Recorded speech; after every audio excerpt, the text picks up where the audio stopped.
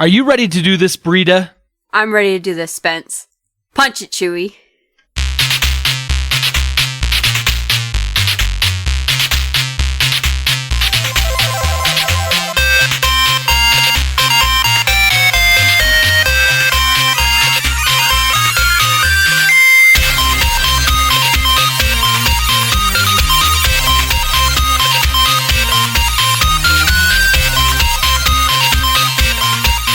Welcome, Super Friends, to the Fortress of Nerditude podcast, a safe place to talk about all things in nerd and pop culture. I'm Spencer Stapleton, and my co-pilot tonight is Britta Stapleton. Heyo! We're two best friends and spouses that just refuse to grow up. Thank you for joining us. This is episode number 67. We release every Thursday morning on iTunes, Google Music, Spotify, YouTube, Stitcher, and everywhere podcasts are available. If you like what you're hearing, hit that subscribe button and get us automatically each and every week in your ear hole. Britta, how are you doing? I'm great. Thank you very much. But before I talk about me, I have to just say, I know everyone's listening to this on like Thursday or Friday, but today that we're recording is actually Spencer's birthday. So I have to say happy birthday, Spence. I love you very much. I hope you've had a really great day. Thank you. Yeah. You know, as I've gotten older, I've kind of found that like birthdays are less about like, for me, like the doing all the things and doing lots of stuff and running around. Like I worked today. I mean, I didn't take the day off. I worked today. I got to go out to like a Famous Dave's, like a barbecue restaurant with my coworkers for lunch. And that was kind of about it as far as that. But like a lot of people on social media, friends, family, whether it's been on Facebook or Twitter or directly calling or texting me, have all been reaching out and, wishing me a happy birthday and kind of seeing how things are going. And so that's kind of been nice. Like, although of course it also meant that like all day long I was trying to charge my phone because like it was nearly dead all day long. Using a little too much. Well, it was one of those things where like every time my phone would buzz, I'm getting dinged a ton for work right now. And I'm like, oh no, it's just another Facebook thing. I'm like, okay, cool. But it was, I don't know, today it was a little weird because I was a little distracted. And so I was working, but my phone was just bzz, bzz, bzz, bzz, enough that it was a bit of a distraction for my coworker. So I had to put it on like silent for a while. But that's not me like, look at me, I got so many friends. It's just, I'm very blessed. They want to say happy birthday. I'm very blessed. I'm very fortunate to have people that care about me, and that's an honor and a blessing. It truly is. So thank you for bringing that up, Britta, and thank you for saying that. So real quick, before maybe we get kind of get back to everything, we put out today, which was Monday when we record. We put out a special sidekick podcast where Steve and I had a kind of a real conversation about what's been going on in Steve's life and kind of where he's at, where the Fortress of Nerditude is at, and where it's going in the future. If you haven't listened to that yet, go and listen to that because it's Steve's swan song. He's having to pull back from the Fortress of Nerditude, and he's having to hang up his cape and cowl and kind of retire. Now that doesn't mean we won't hear from him again. I fully believe that when he has some time, he'd like to come back every now and again and kind of do a guest spot. But he has to step back for reasons that I'm fully in support of. And I love him dearly. And my relationship doesn't change with him just because he's not here. Unfortunately, just our super friends don't get to hear from him every week.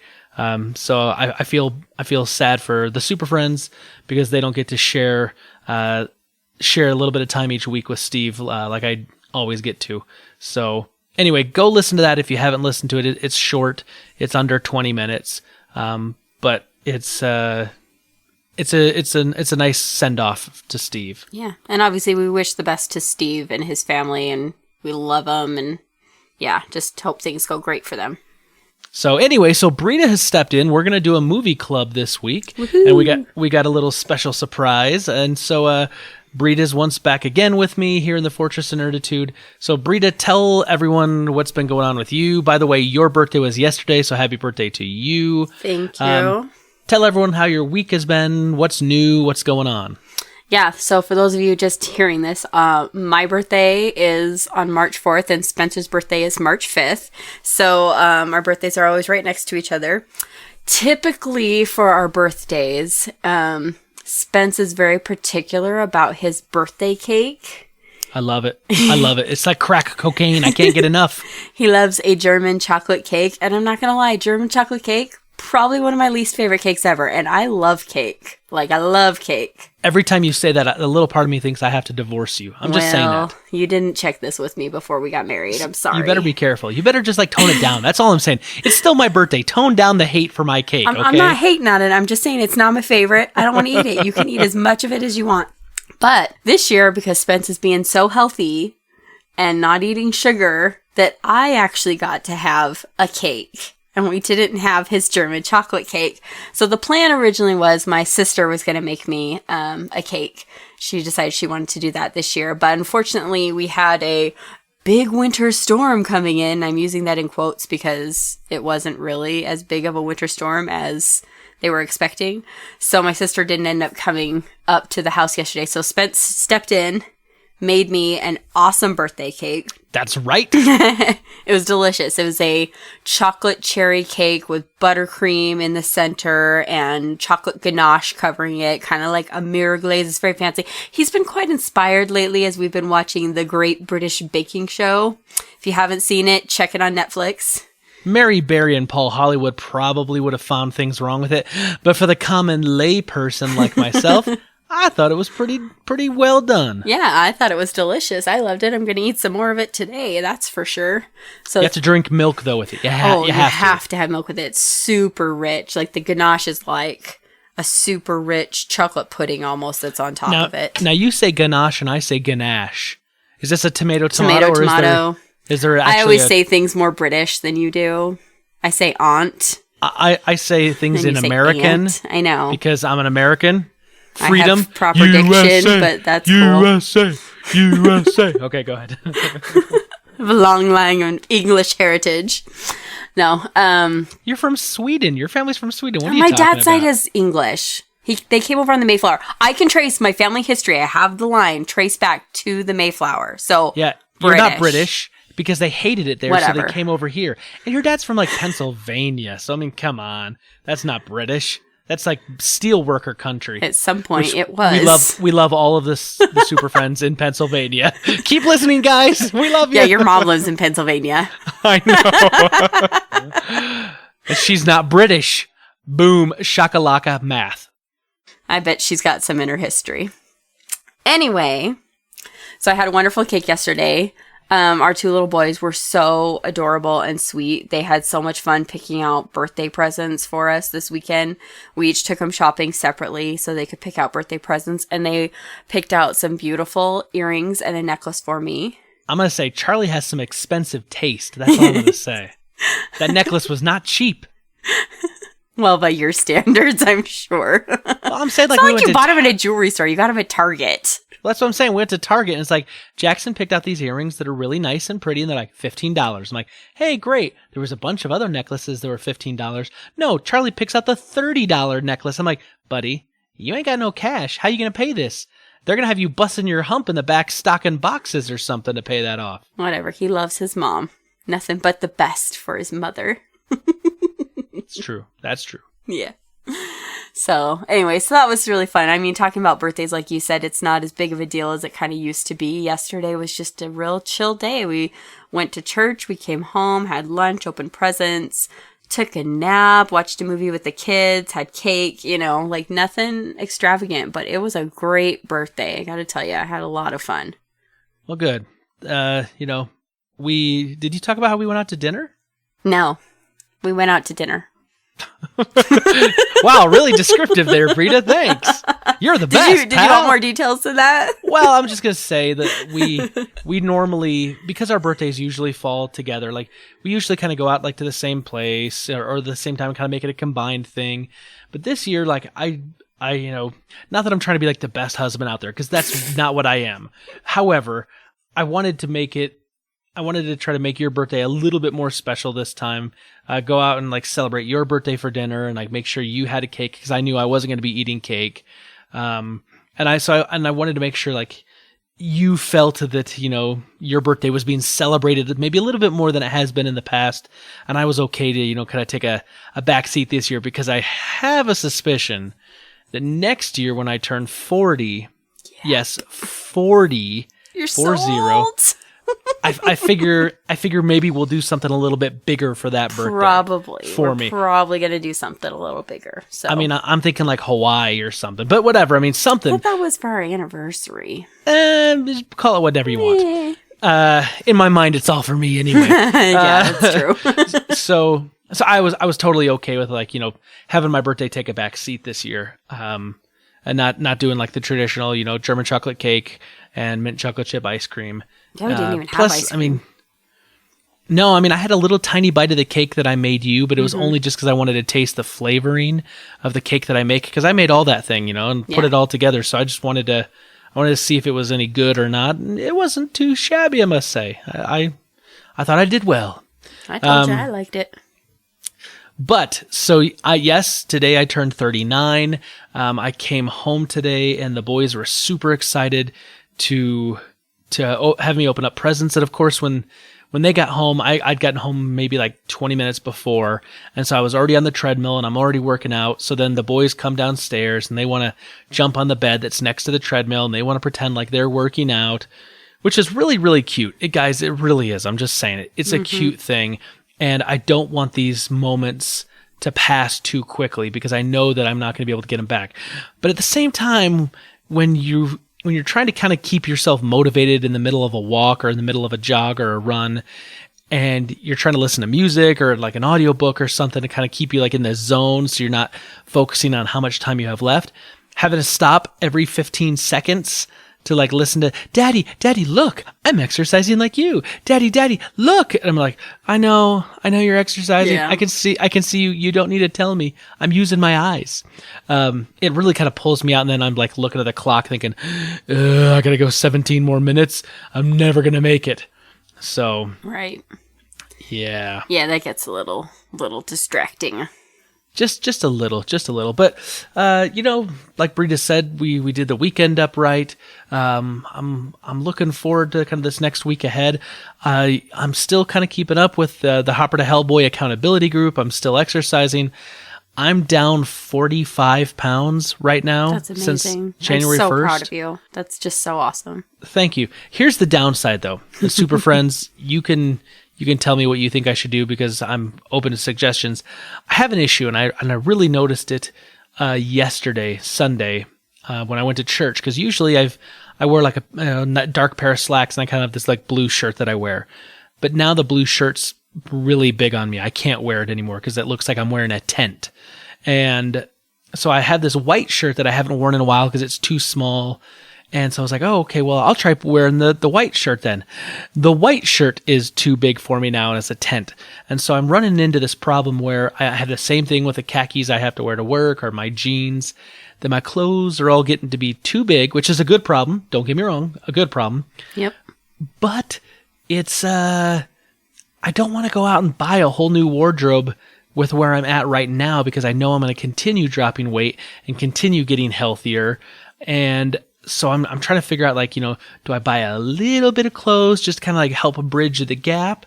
Or do I like try to go and see if I can go to like a tailor and like have pants taken in and just like pick up a couple new shirts? So if you have any suggestions, if you're listening to this and you've experienced this in the past, maybe you've lost a bunch of weight and whatnot, I'm open for suggestions.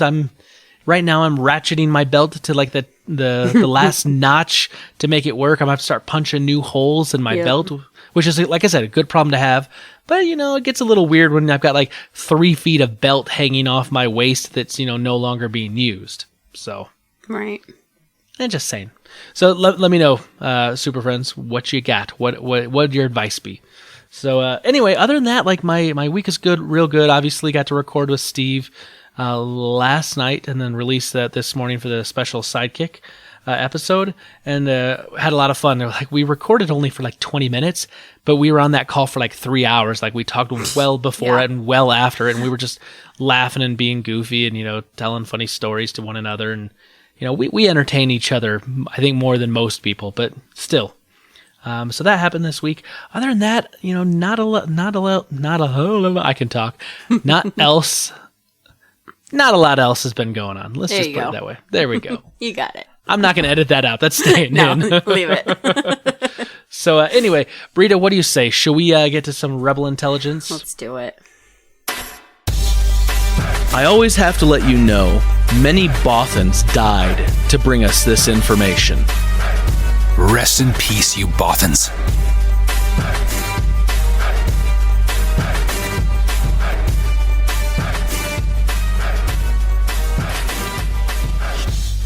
Okay, Britta, Rebel Intelligence is upon us. What do you have for me this week? All right, so in true Britta fashion, I have something from Disney. No. Big surprise. Get out. Really? Who's going to believe that? Okay, so the first teaser trailer for Mary Poppins Returns is out. I don't know if you guys have seen it. I think they released it on the Oscars yesterday, was like the first look at it. Or during the Oscars, not at the Oscars, but probably during I didn't actually watch the Oscars, sorry. But I saw this teaser trailer. I think it's taking place a couple years. No, it said like decades after the original. Anyways, watch the teaser trailer. Looks good. Emily Blunt, I think, is amazing. I think she'll make a good Mary Poppins. If you've read the books, I feel like you kind of probably are. I feel like maybe we're going to get a slightly different feel from this Mary Poppins than we did from the original Julie Andrews. I don't know, Spence, what do you think? Did you watch it? Yeah, I saw the trailer for it, and then I've got something here to talk about just a little bit. But to me, obviously they're kind of rebooting it, right? Because the Mary Poppins movie was wildly popular and has continued and remained wildly popular throughout the years. We just watched it yesterday. Yeah, that's what you wanted to do with the boys for your birthday, and so you got to snuggle with your boys and watch Mary Poppins, which, once again, with the British stuff, I don't know. But this movie's a little different, right? It's going to be set in the 1930s London, so like 25 years after the original film, and Jane and Michael Banks are now grown-ups, and right. Michael's still living in the house on Cherry Tree Lane. You can see Admiral Boom's house there. So I'm assuming someone else is going to be there because Admiral Boom is like way old in the original. But Michael is living there with his 3 children, Annabelle, John, and George, and a housekeeper named Ellen. And Michael suffers some sort of a personal loss, it says, and then Mary Poppins comes back to the Banks family with street lamplighter Jack, being played by Lin-Manuel Miranda, and eccentric cousin Topsy. I don't know who Topsy is. Topsy-Turvy Poppins is Meryl Streep is going to be in this. So obviously this is like this is going to be like pre-World War II London, between World War I and World War II. And my guess is because they're saying like Michael's still living in the house and like, Jane's all grown up. So my guess is, because Jane is in it, my guess is Michael's wife dies. That's what I'm thinking too. That's what it kind of sounds like. That's kind of what it looks like. And so like he's going to need help or something. Yeah. And that's why Mary Poppins is going to come back to help out. Here's the thing. Like I've kind of looked down the list of all the different people that are going to be in this film. And some of the names like we kind of know. Emily Blunt is Mary Poppins, and Lin-Manuel Miranda is Jack the Lamplighter, who's supposed to be an apprentice from Bert in the first film. Ben Whishaw, Emily Mortimer, Pixie Davies, a bunch of names. And then all of a sudden it's like Colin Firth is going to be in it. Meryl Streep, Angela Lansbury, and Dick Van Dyke is going to be in it as Mr. Dawes Jr. I knew it. And if you remember, like Mr. Dawes Jr. is like the guy where it's the end where he's like, Daddy, as his dad starts floating at the end. He's already crazy old when his really old dad dies. And they fire him, and then the dad dies, and then the next morning they're like, Dad died. He died of laughter. There's a partner position open. It's yours. I'm like, that makes no sense. He just got canned the night before, and now he's a partner in this bank? I'm like, seriously, that makes no sense. They made him die. Obviously, you get the spot if you make the owner die. Oh, so that's how it is. It's like Right. it's like a Viking thing, right? You kill and then you take over their position. Okay. Yeah. I'm down with that. I was thinking more like, the Santa Claus, but that's cool. You can Vikings. No, yeah, I'm gonna go a little harder edge. So, anyway, I don't know, Britta. For me, I'd see this. It's gonna be weird. I don't know if I see this in the theater. Maybe with Movie Pass, but like I don't know if we take the boys to go see this in the theater. I will go. Like you and I will probably see it. I'll definitely see it in the theater. Like I'll go to the theater, and depending on what I think about it, if I take the kids to see it, because they love the original Mary Poppins, but they're not going to recognize everybody. Right. So it's going to be different. It's not like they're seeing the same characters. It's different to them. So I don't know. Well, I don't know. I'll have to see it and then decide if the kids are ready for it. They're just not big at the theater sometimes. Okay, so here's something I've got for you. And this is really interesting. So you remember a while ago we were talking about how they're kind of doing a series on YouTube Red where they're bringing back Johnny and Daniel LaRusso from The Karate Kid, and they're going to have a kind of like a half-hour kind of like comedy, it looked like. At least that's the way they were pitching it. And they're calling it Cobra Kai. Well, now they've released like an official kind of teaser trailer and like another little teaser trailer.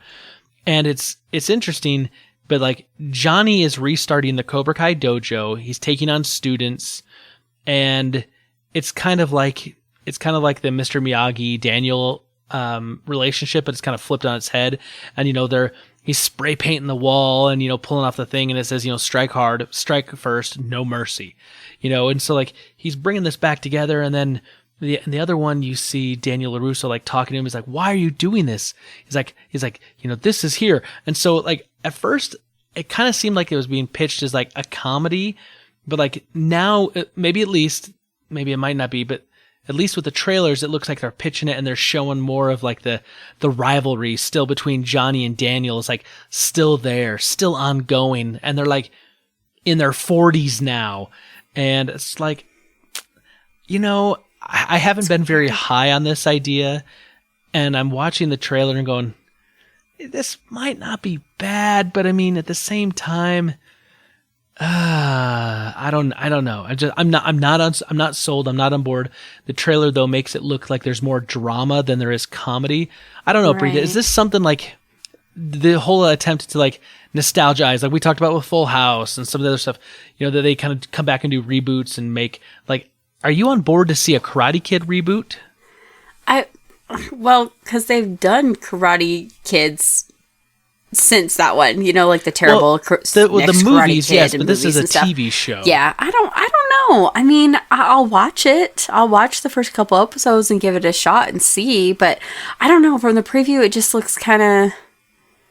It could go either way. I don't really know if it's going to be very good or not. And I just kind of am like, poor Billy Zabka. Like, he only gets roles playing. Billy Zabka, yeah, like playing that same character or playing himself because he was that character in a TV show. Like, I'm just like, he needs another role. He just needs another role. So I don't know. I'm not really excited about it, but I'll give it a shot. Maybe, but I mean, at least he's still working though. Yeah, good on him. Way to go. Okay, so here's something I am excited for. Although now that more details are coming out, it seems a little weird, but I'm still on board. Okay. The new Superman show that's coming to Sci-Fi called Krypton. So this movie is basically like a prequel to Superman. It takes place before Superman, before the planet Krypton explodes. However, you see the actual Superman's cape in this thing. And obviously, if you know anything about Superman, his cape was, the cloth that he was wrapped in as a baby, right. So this takes place back in the past and in the future because there's going to be time travel involved. So basically what happens is the DC hero Adam Strange has been tasked with going to the past to secure Superman's present. And apparently this is going to be like a Back to the Future time travel, Doctor Who-ish type of thing. But the interesting thing is like you see Seg-El, which is the grandfather to Superman. It's Jor-El's father, Seg-El, holding on to the iconic red Superman cape. But somehow like it's interesting because they're trying to preserve Superman's future, which means in order to do that, they're going to have to make sure that the planet Krypton does explode. Right. Like all those things have to happen, otherwise Superman, doesn't exist. Right. But the interesting thing is, so they've got the cape, and something with this I was reading is that they have to protect the cape, and they have to I don't know, do something with it in order. If they don't do it, the cape will fade from existence, and that means that they've failed, and that Superman then will not be in the future. So kind of like the picture that Michael J. Fox is carrying around to make sure he's still going to exist, right? Right, where his brother and his sister are being erased from the picture slowly. Yeah. The show comes out March 21st, so it's coming out in 2 weeks from now or so, or 2 weeks from when the podcast drops. I'm excited. The previews kind of look cool. But I mean, the story, I'm it's kind of Back to the Future, but with Superman's granddad. It just seems like a really big stretch because they're still trying to base the story on Superman, but not really on Superman. It's on his on his grandfather. But they're no, but it's really a Superman story still. I don't know. That seems like a stretch. To me, Smallville was a great. I mean, even for its flaws, it was kind of a CW, and it kind of had that teeny feel. But it was Superman when he was in high school, right? And then eventually he gets old enough that he's no longer in high school. But it was, kind of the idea of telling the story about Superman before he was Superman. And I like that, and I think those kind of stories can work. I'll be curious to see if this one does work. But I'm going to watch it. It's just not really an origin story. It's a pre-origin story. So, I don't know. Yeah.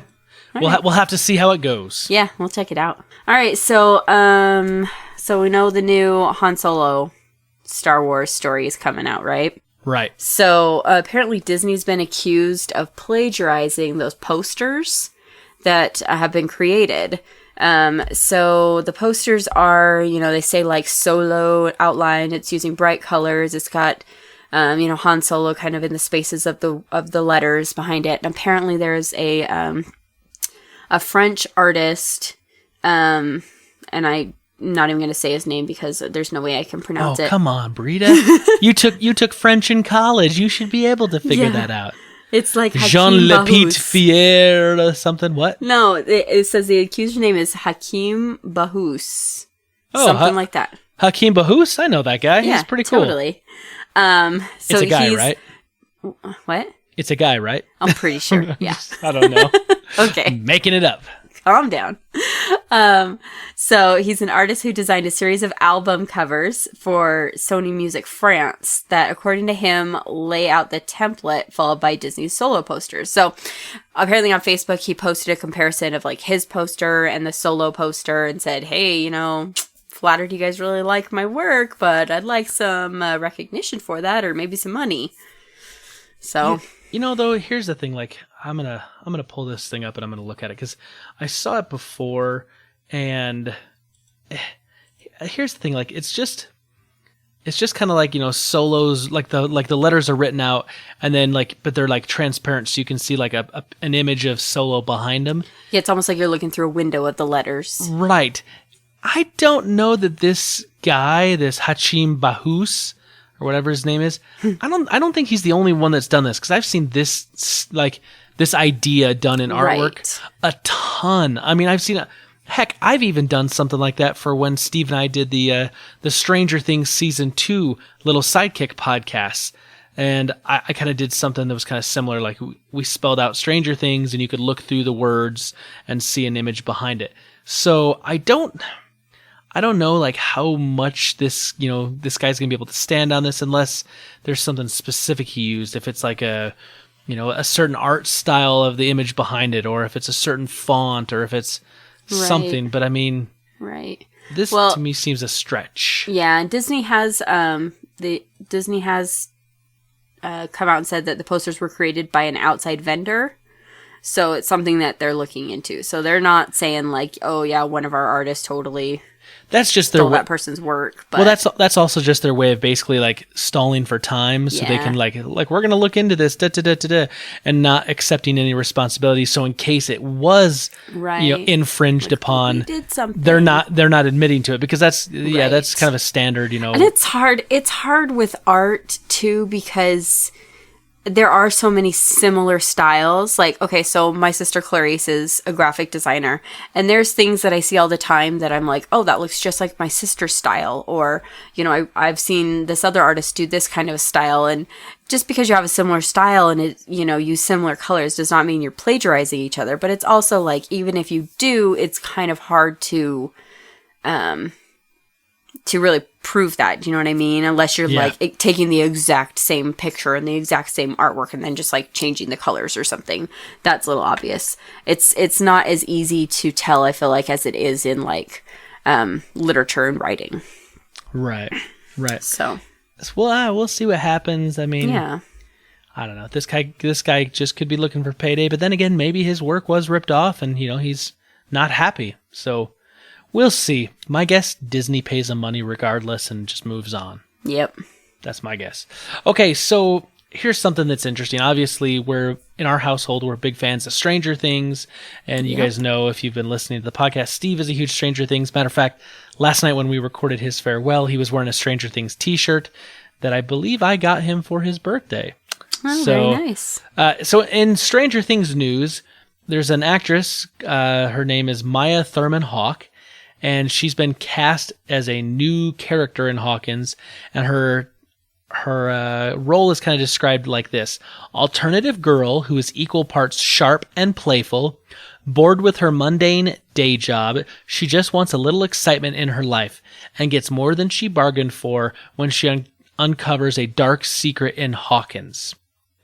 So at first I was like, oh, maybe the dark secret is she's looking for excitement in her life, and so she's going to play Dungeons and Dragons with the boys, and then she's going to kind of get pulled into the world. Except right before that says she's bored with her mundane day job. It's like, right, these kids are like 10. So that's what I was thinking too. I'm like, she's got to be a little older. Unless she's got a paper route that she's bored with. She's probably like, 15, 16's my guess, in high school. So maybe she's going to be kind of, around the same age or a little younger than like Nancy and Steve. Right. And what's the older brother's name? I'm forgetting off the top of my head right now. The older brother that Nancy is in love with. I don't know. But yeah, maybe she's a new love interest for Steve. Because now we've kind of stopped hating Steve and we turn into really liking Steve. So they're like, okay, we need to get him a girl now that Nancy left him. Yeah, because Steve is awesome. Yeah, Steve is freaking awesome. We like Steve. And I do want to see like a little road trip movie with Steve and Dustin. Yeah, like, totally. Like those. Oh man, I loved that. They're last great scene. Pairing. Oh, so it was funny. So good. It was so good. Okay, so I'm going to jump on to my next thing, and then, Britta, I'm going to have you wait on the last thing because I want to do a little something special with that. So, Avengers Infinity War.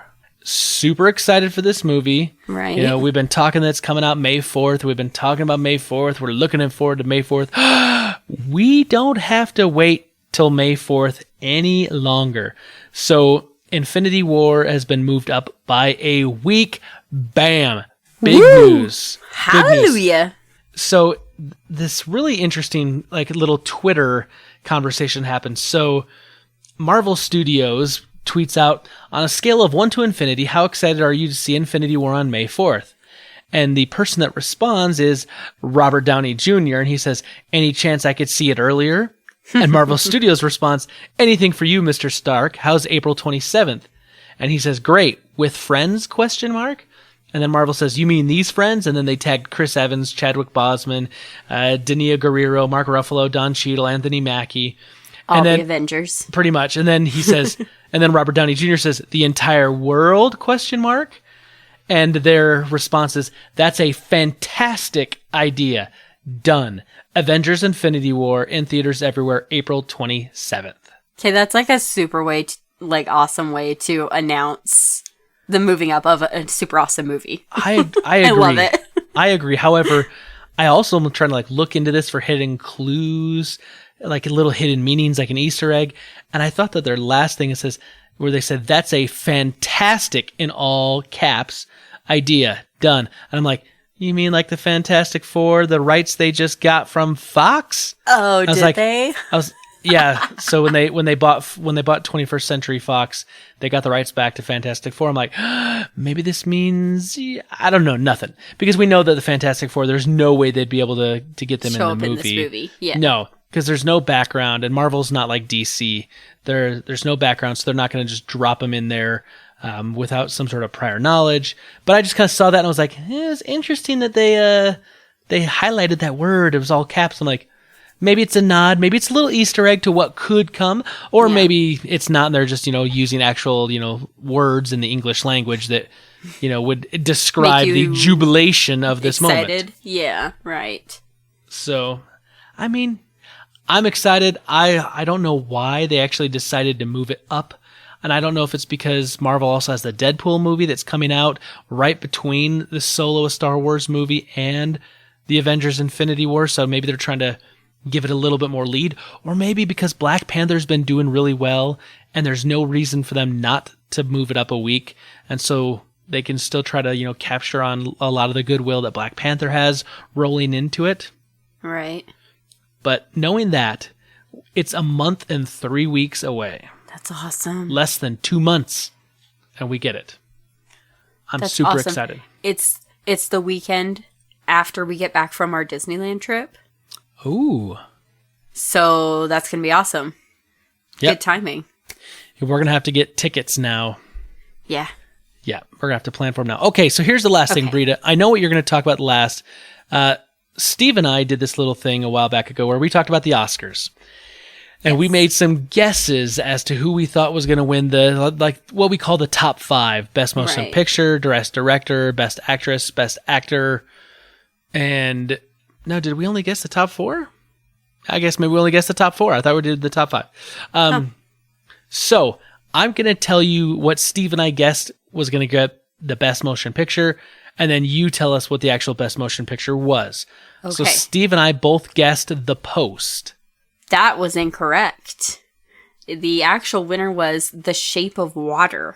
Okay, so the Guillermo del Toro flick, Shape of Water. Right, and I had some coworkers talking about it today that had just seen it and said it was actually really amazing.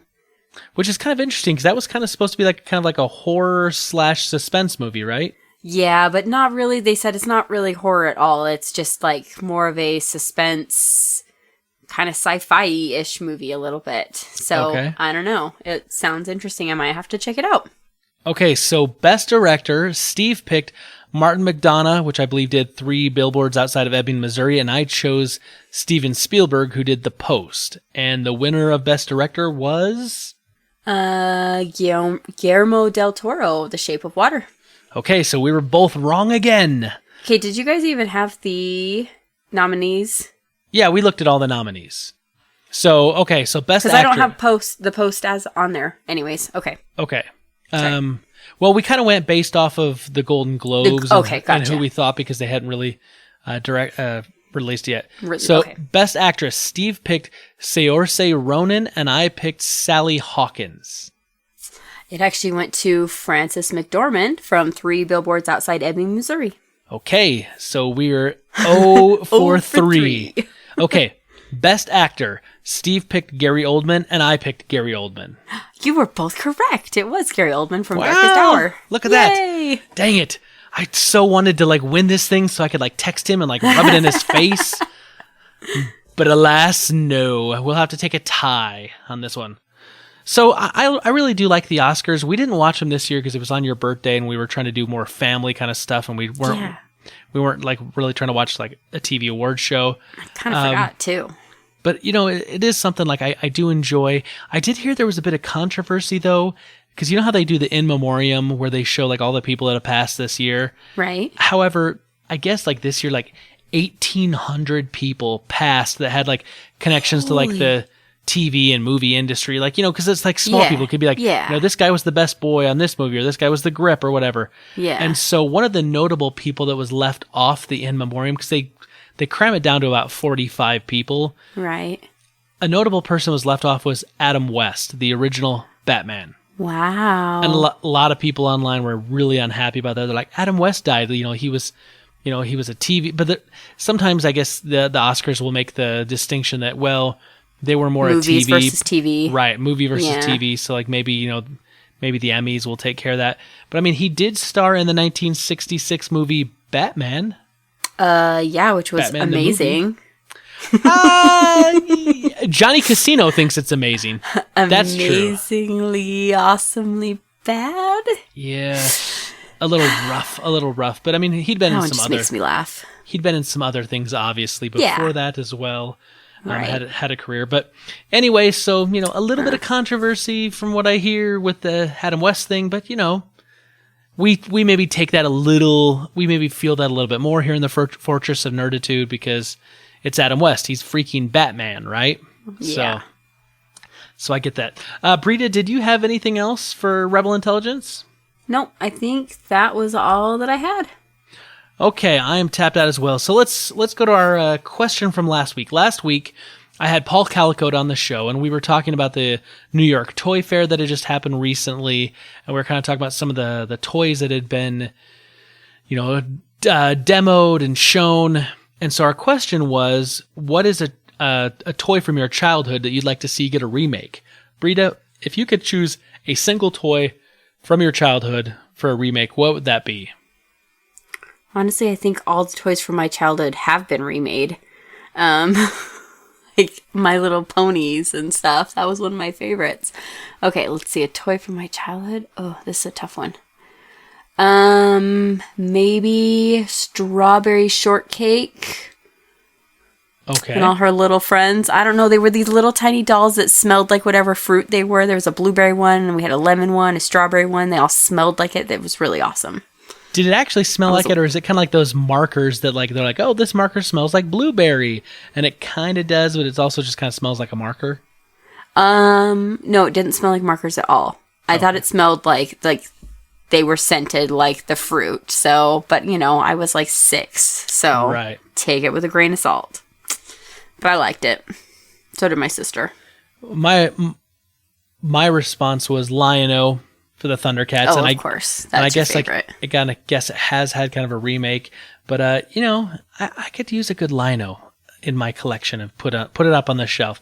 The boys would want to play with it, which would be a problem. But anyway, so we asked the Super Friends, the listeners of the show, what they have, and let's start over with Peter Christensen. He says, "Dear nerds, not a lot to say this week. I like a lot of the toys you mentioned this week, so I'll ask for a reboot of one of the ones you didn't. I would love a modern reboot of Micro Machines. I love the little details. I love the collecting, and with modern electronics, examples of micro drones the size of your fingertip, you could make them remote controlled. The Ankhead Drive toys are a similar idea, although they're more like the physical manifestation of a video game, and pretty fun. Happy nerdery, Peter." I like that, like the Micro Machines. I'd almost kind of forgotten about Micro Machines. Yeah. That and like the guy that always did the Micro Machines commercials, like, "Hey, there's a Micro Machine," blah, blah, The really blah, fast and it was talker like guy. super super fast. And Yeah, he has that's actually what I remember most. a world record holder for like speed reading. Yeah, But, he does. So let's go over to Twitter. Trash Turkey at Trash Turkey says, "Mask toys, please." And then Johnny Casino jumped in. It's like, "I love Mask. I remember Mask. Mask was really cool. Like the little like characters, and they'd like ride like motorcycles or drive like trucks or cars or whatever. But they all like had these like these actual masks that would come down over their head. And I don't know what it was, but it was cool. I remember that. I liked it a lot. Oh my gosh, his name. It's getting crazy. A Night in Backlog Buster Surge at backlog_blues. So this is Grouchy Surge. He says, "One of my favorite toys, I know it'll never be remade, and it's a picture of the Transformer of Megatron. And if you remember, Megatron was actually a gun that had a handgun that had a scope on it, and that it would transform into Megatron. And so in the cartoon, like that's what it would be like. When he'd transform into a big gun, and it would shoot lasers or whatever. I agree, Grouchy. I don't think, even though like there are toy guns out there, I don't think right now you're probably gonna see good old Hasbro want to take a toy and like make it into transform into a gun, into a gun, and especially with a scope. Yeah, just saying. Josh Stapleton at MTTG Street Team, the bum that is my brother, as Steve says. He says the Super Soaker SS300. It was the model with a large backpack for holding water in, and in the water fight, only the hose could match its powers, but the house wasn't mobile. We had one of those. Matter of fact, I think Josh had that. I think he got it for his birthday. And it literally was like this big freaking backpack with like these like kind of two tanks kind of combined into one. And you'd fill that thing up, and then you'd put it on your backpack, or you'd put it on your back, and then you'd walk around and, you could pump that thing, and it would have like these 3 tanks on the top to help build pressure. And it was a monster. Like if you got caught with that thing, right, you were in trouble. However, you weren't very mobile because you were like carrying around like 50 pounds of water on your back. Yeah, that weighs a lot. Oh gosh. It was pretty sweet though. I think it came out like 1992. Anyway, Skinny Matt at Skinny Matt K says nothing. Anymore, when they remake toys of the past, they usually make it with poor quality components, and or they completely overhaul the toy where it's not even the same thing. Yes, I'm aware that it may just be me complaining while I'm wearing my nostalgia goggles. That's a valid answer. I mean, I get that. There's some things you just want to leave pure and in the past. I'm okay with that. Right. Absolutely. John at Sir John 11 says the original Big Wheel. He says, I believe they already did that though. Does that still count? I would love for them to like do Big Wheels again. Because I remember like everyone, you could get those things anywhere. Walmart, Target, Toys R Us, whatever. The only problem was that dang front wheel would always get a flat spot. And so it would go around normal and thunk, thunk. Wasn't it just a plastic wheel? Yeah, it was just a plastic wheel. So those are the worst. Eventually it would, you'd go off a jump with it, or like you'd come down hard on the wheel and it'd dent, just crush it. It would just dent a little bit, and then every time you'd go over it, it'd just like flatten it a little more, until like then you couldn't take it anywhere because you're like, and then you just couldn't get it to roll over. Right. Philip Gibson at Golden Child says definitely Thundercats. Nice. I like that, Philip. I'm on board with that. I like that idea. And then Sean Bateman at Shaunatonin says Brave Star. And that would be the toy he would want, Brave Star. So once again, Super Friends, thank you for taking some time to answer the good old question of the week. Every week we're gonna put out a question, and so you can respond to us at all the normal places, which is facebook.com/ForwardOfNerd, Twitter @ForwardOfNerd. You can go long form answer, which is the Gmail, which is forwardofnerd@gmail.com, or you can call in and leave us a message, which is 801-477-7687. Britta, how can our super friends help us out this week? Give us a rating on iTunes. Go on there, give us a review, and help the Fortress of Nerditude to not be as hard to find as your original toys from the 80s. There you go. I like it. So we're going to do a movie club this week, and Britta and I were talking because we knew this was coming up, and we're big fans of the Olympics in our household. Big fans of the Olympics. We like it. Love them. We watch it. We record it. We try to watch all the stuff that we can't see. I get a little obsessed. Yeah, we try to use the apps to get in a bunch of the competitions that we don't normally get to see during the regular prime time. And so we thought that a cool thing to do would be we're going to do a double header. We're going to do 2 movies this time, but they're all Olympic themed. And so I made a choice, and Britta made a choice, and my choice was Cool Runnings. And Britta, what was your choice? The Cutting Edge. Okay, so Britta, which one would you like to talk about first? Okay, let's start off with Cool Runnings. Okay, so Cool Runnings. This is supposed to take place in the 1988 Olympics, correct? I believe so. And this is actually right. Right, Calgary. This is actually based on a true story. Yeah.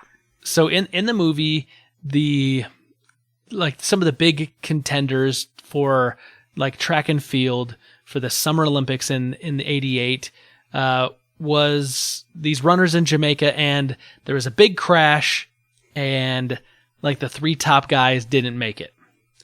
And so basically what they find out is that, that there's a former Olympic bobsledder from America that's living on the island who once tried to convince the main character, the main character's name is Darice Bannock, tried to convince his dad, Ben Bannock, that Jamaican sprinters could make up a good bobsled team because they'd be able to push off the ice and like be really, really fast.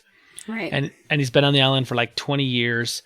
And so these Jamaican runners, particularly Darice Bannock, has this idea, all I have to do is get 3 other guys to join me, and we can learn how to bobsled and we can go to the Olympics. And his best friend is Dougie Doug, and in the movie, he's a push cart driver. Yeah, push cart driver. And so he's the best driver in all of Jamaica, and he always wins year after year. And so he's going to recruit him to be the driver. And obviously, Dougie Doug is, like big time the heavy comedy in the movie. Yes. So like that's kind of like the basis of this movie, right? But it's kind of really based in real life. Let me ask you this. Do you remember watching this movie for the first time? Yes. So the movie came out in like 93. Right. The movie came out in 1993. What was your first impression of that movie? Well, at first, when I first saw that it was coming out, I thought it was completely made up. Right. Like, I didn't think it was real at all. But then by the end of the movie, like, I loved it. And you realize that it's based on a true story. And I don't know. I thought it was funny and entertaining. And I don't know. I remember liking it as a kid. See, I remember when I first saw it, I never really kind of picked up on the fact that this was based on a true story, or that a Jamaican bobsled team actually really existed, because I just thought it was like for the movie. And then I found out like the next year, like there was actually, or the next Olympic cycle, there was a Jamaican bobsled team. And I was like, oh, This is kind of like the Mighty Ducks, where they made a movie and then like an NHL team moved into like Anaheim and they, named them the Mighty Ducks, which I thought was really kind of silly. But I mean, Anaheim is pretty much all owned by Disney. So there you go. So I kind of thought that had been the case. And then I found out it was a real story, which kind of makes the movie to me feel a little more authentic, even though it's a comedy and even though they kind of, spoof on a bunch of stuff. It's a fun movie. It's just a fun movie. Like it's not going to like pull your heartstrings. Like you're not going to cry. You're not going to, have like... I beg to differ. Oh, please. I totally cried at this movie. No, I totally did. Like the very end when they're all carrying the sled on their shoulders moved me to tears. You cried. Yeah, not as a kid, but now as an adult, totally. Especially knowing it's like a real story, like that part actually happened. I realize they take a lot of liberties with the rest of the story. It's not exactly how everything happened, but by the end, when they're just like so proud of themselves for working so hard, and you just think, oh my gosh, they're like medal contenders, like they're doing so awesome, and then they crash and they pick up their bobsled and they carry it over the line, like that move, like Olympics make me cry constantly. That also made me cry. I guess if you cry at Verizon commercials, I can understand you crying at this. Yeah, I totally do. But if a Verizon commercial doesn't make you cry, you're not going to cry at this movie. I'm just saying. If you've never seen Cool Runnings, I'm not going to tell people like this is a really emotionally, charged movie. No, it's not. It's not. Although Britta apparently thinks it is. It has a moving moment. It doesn't need to be the whole movie. There just has to be one moment. I think it's an inspiring moment of moving. Of determination and grit, but I don't think it's like emotional. And that's just me. I didn't think it was emotional that like you're going to bawl at the thing. You're going to need tissues. It's no Schindler's List. I'm just saying. Anyway, so the movie, it's kind of, it's humor. It's kind of based though somewhat on reality. Here's the thing though, what I found out, because towards the end of the movie, big spoilers, if you haven't seen a movie that's, 20 plus years old, there's a huge crash at the end of their run where they're actually like competitive and like they potentially could get a medal. And they actually used real footage from the actual real Jamaican bobsled team's crash Right. during that scene. I found that out and I really enjoyed that, knowing that, that they actually used that and it wasn't all just like faked. Right. Yeah, I thought that was, I didn't realize that as a kid until like much later, when I was much older, that I finally realized that they were using actual footage. And now looking on it, see, like that's part of what made it, I think, moving to me, is like you see actually what actually happened at that moment. So I think it's pretty awesome. Yeah.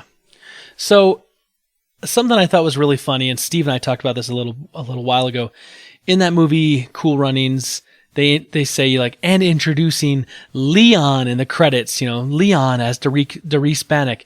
And usually like when they do like and introducing, it's like, this is a new upcoming actor. This is someone, who's big thing. Going to be the next big thing. And like, he'd already been in like 2 movies, like in small parts before. And I don't think he ever did anything that was ever near as big as his role in Cool Runnings. I don't remember ever seeing him again. So I feel really bad for Leon, who was, introduced in that movie. But Dougie Doug, still did some things in the 90s after that. So yeah, it's a good movie. It's kind of a feel good movie. It's a typical Disney sports movie. Yeah, that's a good call, Britta. It's a typical Disney sports movie. Yeah, it's got some comedy. It's got a little bit of drama. It's there for entertainment. It's got a lot of Jamaica and Jamaican music in it, obviously, and it's kind of got, that kind of Rasta flavor and feel, which is kind of cool for a Disney movie, because they weren't kind of doing a lot of that stuff at the time. Right. So anyway, go see Cool Runnings. It takes place during the 1988 Calgary Games. And here's the funny thing. Let's transition into our other movie, which also actually starts in Calgary in 1988. Yay. Yeah. So Cutting Edge starts, the very first scene is the Calgary Olympics. The ice skating, you're watching the ice skating couples, and you're watching this couple skate, and it's looking really good. They're doing amazing. And all of a sudden, big spill. Well, they just lost their medal. And then cut to a hockey player who's running late.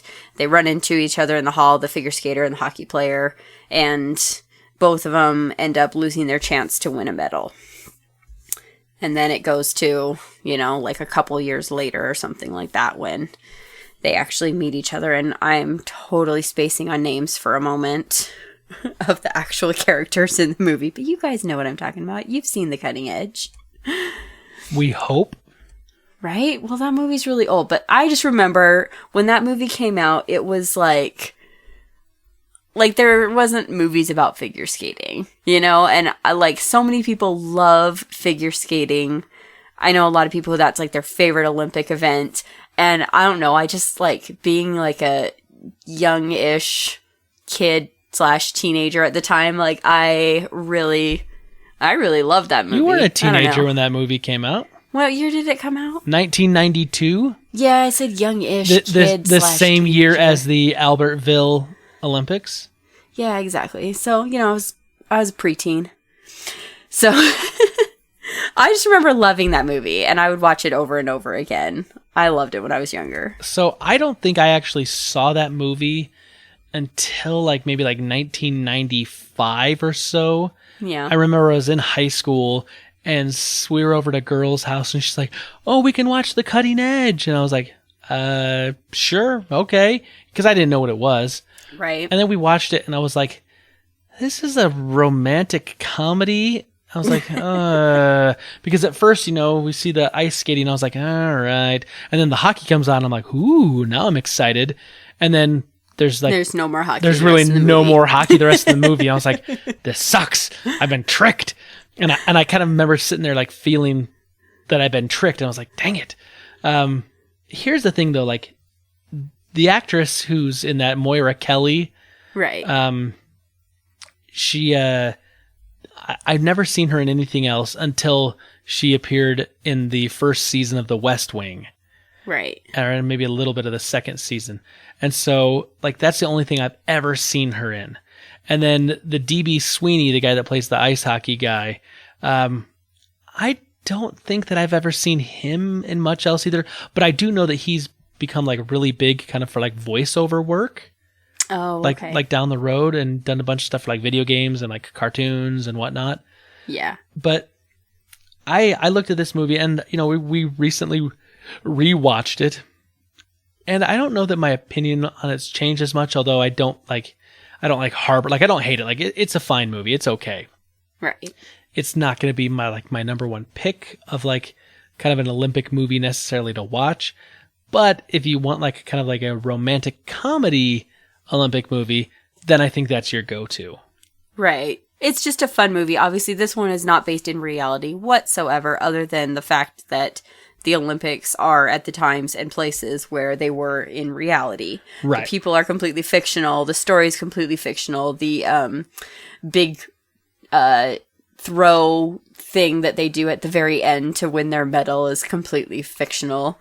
And, like all of that. But I don't know, as a kid, I loved this movie. It was just fun. But I loved ice skating when I was a kid too. And I loved watching the figure skating. It was always a lot of fun. And I mean, me and all my friends always had to say, "toe pick" to each other. So, yeah, that crap got annoying in the movie. And then every time like that would happen, and like girls, I would know they're like, "toe pick." And I'm like, "Shut up," because I hated it. It was so dang annoying for me as a teenager. I here's the thing though. I guess this was my biggest issue because I played some hockey, and like I've been on ice hockey skates a number of times because of that. Mm-hmm. The idea that an ice hockey player who's going to go to the NHL, like in this movie, like you could, they kind of basically laid out that like he's playing in his last Olympics, that he's being scouted by a ton of NHL teams. He's probably going to go super high in the draft. Like he's going to be the next NHL star. For the fact that like, after a couple of years has gone by, that like within a year before the Olympics, he totally can transition over from a ice hockey player who's played ice hockey his entire life to skating with figure skates and learning how to like do all the ice dancing and all the, the throws and all the components, the jumps and stuff. And the jumps. It's like, I always looked at it, I'm like, yeah, anyone who's looking at this critically is not going to believe that that's possible. Now, maybe a ice hockey player could learn how to be a figure skater in that amount of time, but on the competitive level where they could compete at nationals and win a spot to go to the Olympics in that short of time, yeah, that's a little unrealistic.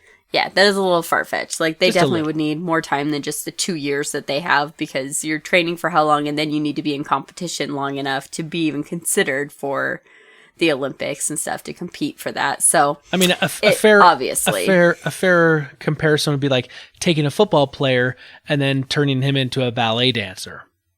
Is it possible? Sure, it could happen. Realistically, in a year's time and be competitive so that they could go on like, so you think you could dance and win the whole thing? Probably not. Very unlikely. That's very unlikely. True. So, Britta, let's go through these movies. Cool Runnings. Okay. Yes. 1 thumb up, 2 thumbs up, 1 thumb down, 2 thumbs down. What do you say? I'm 2 thumbs up on that one. Like, it's just entertaining. It's fun. It has a story. It has a backstory. Like, I think it's well rounded for the type of movie that it is. I enjoy it. I'm gonna say if you're kind of missing the Olympics and you're waiting for 2020 Summer Olympics to come around, and you want a little feel of some of the Winter Olympics again, and you want something that's fun and lighthearted, Disney's Cool Runnings is a great film. It's going to check all those boxes. It's not going to be super inspiring. Like, you're not going to want to go out and like be the next Rocky or something like that. It's not that kind of a sports movie, but it's a lot of fun, and it's definitely worth watching. Okay, The Cutting Edge. 1 thumbs, 2 thumbs, ups, downs. What do you think? I'm still like 1 thumb at least on that, because I still love that movie. It's got a little bit of Olympic inspiration. It's not like full out, an Olympic story, but I don't know. I enjoy it. It's a fun one. So for me, it's one thumb up, one thumb down. So it's an even split right down the middle. The Russian judge was really hard on the scores, apparently. For me, I like elements of it. It's entertaining, but there's other elements that I don't really care for, or that I kind of found somewhat annoying. And for some reason, like Cool Runnings doesn't look very dated necessarily. Whereas like the Cutting Edge looks a lot more dated, especially because it's like the kind of the hairstyles of the time and like the outfits. So I'm going to give the middle thing. One last thing though on Cutting Edge, which I found really interesting. One of the skaters, the skating pairs, I think the Wiederman twins in that thing, they were supposed to be, maybe not the Wiederman twins. Anyway, they were supposed to be like the big Russian skaters. They're supposed to be the most difficult ones, Svetlana and Petrov or something like that. I don't know, whatever it was. Some Russian name. They actually were a Canadian pair of figure skaters that literally 8 or 9 weeks later, they went to the Olympics in Albertville, France and competed. They didn't medal. They got 8th place, but still they're top 8 figure pair skaters in the world. They were portraying the Russians. So they did actually have some real good figure skating in the movie. Olympic athletes. Right. They actually did have professionals per se in the movie versus, just the stunt people. Okay, Britta. So here's going to be the question of the week to all of our super friends, and then we'll answer this as well, like we always do. Okay. We kind of did some Olympic movies. So what would you say is either your A, favorite Olympic movie, or B, favorite sports movie? Because there's not a ton of Olympic movies per se, but there are some more big sports movies. So what would you say is your favorite Olympic/sports movie? I actually have a bunch of Olympic movies that I really love, at least 3 of them. But pick one, please. Probably my favorite one is probably Miracle. I love that movie. It's inspiring. It's great. It's a true story. It's like, go USA. I love Miracle. Love that movie. If I'm choosing an Olympic movie, that's probably the movie I am going to choose. Right. I'm not going to go with Blades of Glory or something like that. Not that that's not a bad, it's a goofy, funny movie. But as far as Olympic, kind of the rah, rah, rah USA inspirational kind of, feeling, Miracle, which was also another Disney movie. Right.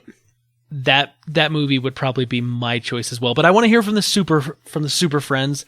What is your favorite Olympic/sports movie? So it could be something like a Rocky or something, like a Remember the Titans, whatever it may be. Mighty Ducks. The Mighty Ducks, which was an Olympic movie in the second movie. Turned out to be. Yes. The sequel. So you can answer the question at all the normal places, fortofnerd@gmail.com, facebook.com/fortofnerd, at Fort of Nerd on Twitter, or 1-801-477-7687, and you can drop us a call and leave us a message.